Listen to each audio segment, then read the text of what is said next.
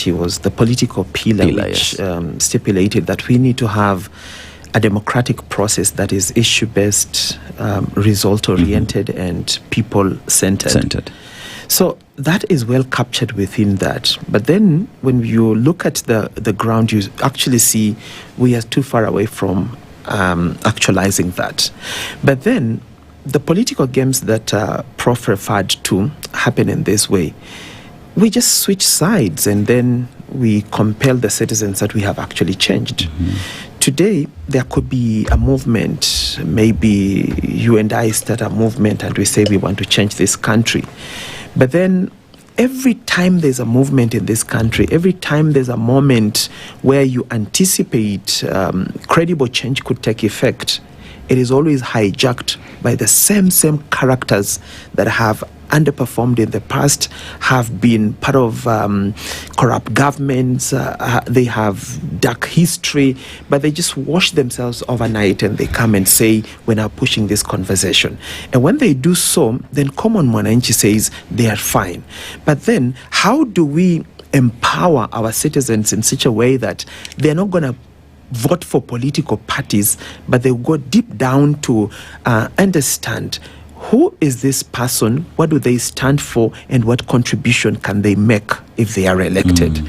Because what we do is just we vote parties. Today you'd vie on party X and everybody says, if you're coming with that party, we don't want you. It doesn't matter how good you are. It doesn't matter the leadership qualities that you have, the integrity that you have, the vision that you have as a person, but they would deny you that opportunity because you did not enter into the outfit that Mwananchi wanted. The political razzmatazz that is created every time gets the person on the street thinking about the slogans more than the substance. Yes. But then how do we move away from that place? I look at a generational issue because we have the older generation who have gone through the folds of time. There's immense contribution some of them have made into the current Kenya that we have today. But then every good story must come to an end. But then when we cling on to the space for too long, we do not allow the space to grow. We do not allow for alternative views to come in. Then comes the question of the cost of politics in this country. Because you may have the ideas, you may have the will to change your country, but the political cost is way too high.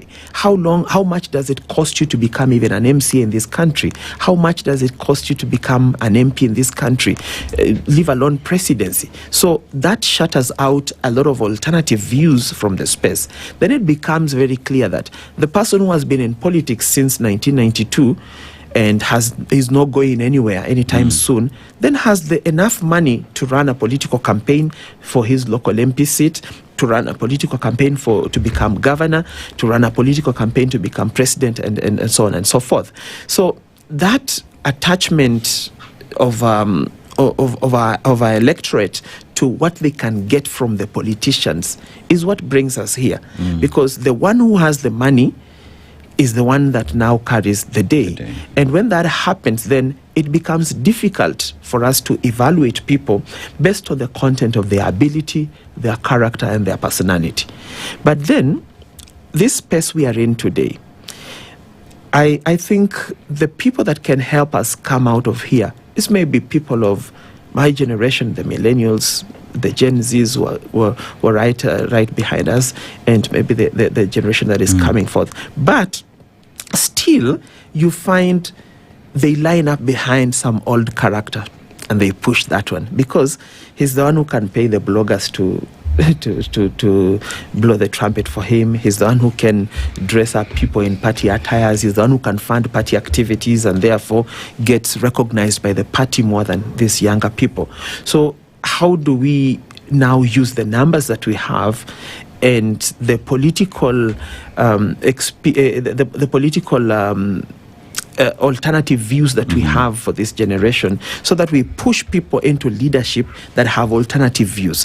When we push people into leadership that have alternative views, it doesn't matter who's the president, because this majority that now understands how governance works, understands the issues of younger people, the issues of unemployment, the issues of lack of education, or a very costly education that denies opportunity to so many young people, then these people are going to help the presidency to achieve this.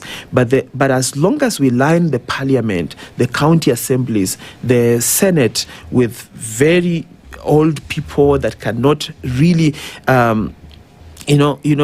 walk away from our past way of doing things, then it becomes difficult to convince these people that there is lack. There's a population that is accumulating degrees and going nowhere with those degrees. They don't understand, because in the 80s and the 70s, you only needed to persevere through the school system and it would reward you. Today, it's different. So who understands that better than the people that have gone through